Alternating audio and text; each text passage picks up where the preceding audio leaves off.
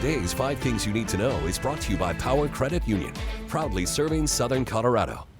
Good Tuesday morning, December 29th. I'm Bree Groves with your News 5 update.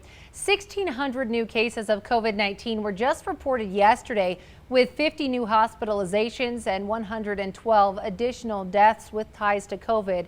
This is out of 6,400 tests that were processed, and the state's positivity rate now 8.7%.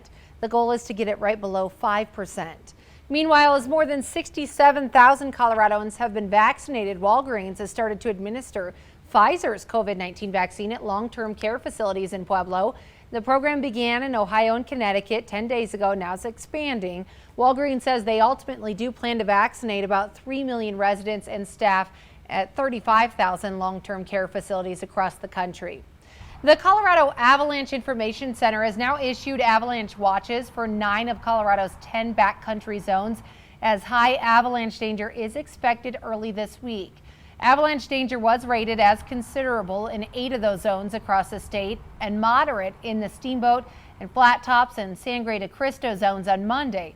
But the CAIC is saying it expects those ratings to now move to high, and as the snow is continuing to fall in the high country throughout the day today. And let's check that forecast now with meteorologist Sam Schreier. We did get a little bit of snow up high later last night. Today, just a touch more could come on through.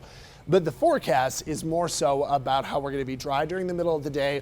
Temperatures should jump into the 40s and a few 50s. Whatever snow does come west of the interstate tonight is barely going to amount to anything. We think the values will be way less than an inch for most of the high elevation spots, maybe a little bit more towards La Vida, Cacharo.